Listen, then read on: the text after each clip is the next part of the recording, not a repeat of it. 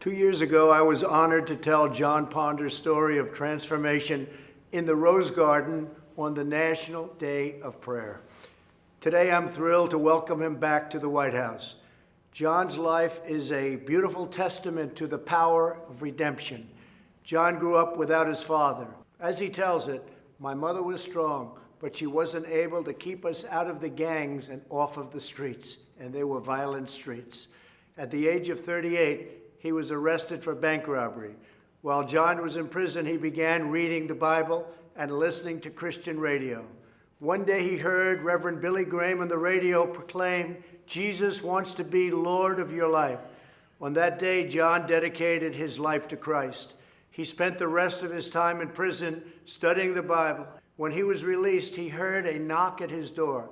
It was the officer who put him in jail, FBI Special Agent Richard Beasley, who said, "I want you to know that I've been praying for you." Now, Richard and Jon are best friends, and we are grateful that Richard is here with us today. In the last 10 years since Jon was released, he has created one of the most successful reentry programs, Hope for Prisoners in Las Vegas. I was glad to speak there earlier this year. As Jon says, Hope for Prisoners is a movement that began as a dream in a tiny prison cell and is now making a difference in the lives of thousands, truly bringing hope that there is an opportunity and a community that is waiting and willing to offer them a second chance. Jon, we honor your devotion to showing returning citizens that they are not forgotten. We believe that each person is made by God for a purpose.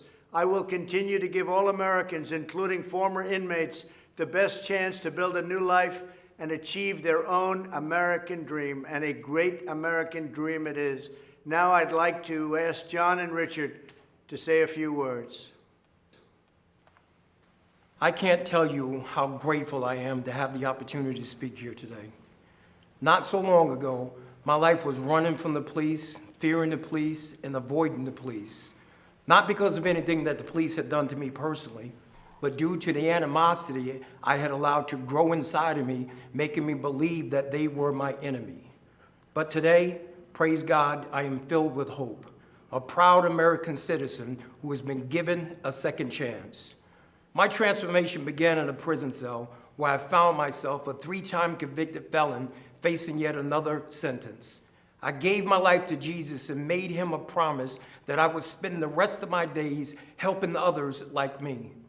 My first help and support came from the unlikeliest of places, the FBI agent who arrested me, Richard Beasley.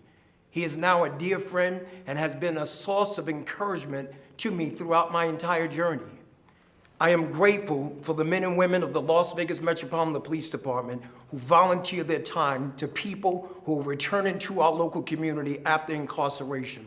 These are the real-life heroes who put their lives on the line every day, armed with the promise that they made to protect and to serve, have made a tremendous impact in the lives of men and women reintegrating back into our society.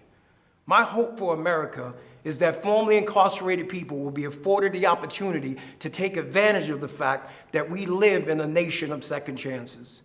My hope for America is that law enforcement and people in the communities across our country can come together and realize that as Americans, we have more in common than we have differences. My hope for our great nation is to continue on this path we are on of being the most prosperous country in the world. I'm so proud of Jon with his life's turnaround and for all the lives that he's helped to change. It may be hard to believe that as a retired FBI agent, one of my best friends is a person I arrested for bank robbery. When I met Jon 15 years ago, he was angry, scared, frustrated, and anxious about his future. On the drive to prison, I stopped at a convenience store and bought Jon a coffee and a donut. After he was sentenced, Jon sent me a necktie and a note thanking me for treating him like a gentleman. 5 years later, when he got out of prison, Jon called me and wanted to meet for lunch. He was a different man. He talked about starting a reentry program for men and women coming out of prison. Over time, Jon earned the trust and respect of the law enforcement community, many of whom volunteer in Jon's Hope for Prisoners program. I'm grateful for President Trump's commitment to criminal justice reform. On February 20th of this year, he was the guest speaker at the Hope for Prisoners graduation. He stayed much longer than scheduled to hand out diplomas to the 29 men and women who graduated that day. What a sight. The most important man in the free world shaking hands and pledging his administration's support to ex-offenders. Their families were there, the community was there. What a great second chance. I also appreciate President Trump's support for law enforcement. I always felt like I had strong support as an FBI agent, but there's nothing worse than knowing you're being second-guessed when you're doing your job. In certain parts of our country right now, law enforcement doesn't feel like they have the support from their local leaders. They're being painted with a broad brush, unfairly, with calls for defunding. But as President Trump knows, the overwhelming percentage of law enforcement officers are good, smart people who are doing their jobs very well.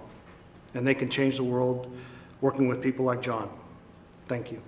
So now I'd like to invite John's wife, Jamie, to join us as I grant Jon, I'm not sure you know this, a full pardon. So I don't know if you know that, Jamie. Come on over here. It's just an honor. And you have done incredible work. Thank you, sir. And all of Las Vegas and all of Nevada and all of every place in this country is very proud of you, the job you've done, bringing people back. And you're right, I was supposed to be there for 5 minutes. I stayed for an hour and a half because it was so interesting to me. Congratulations to both. Thank you, sir. Richard, thank you very much for the job you do. Thank you, Mr. Fantastic. Thank you.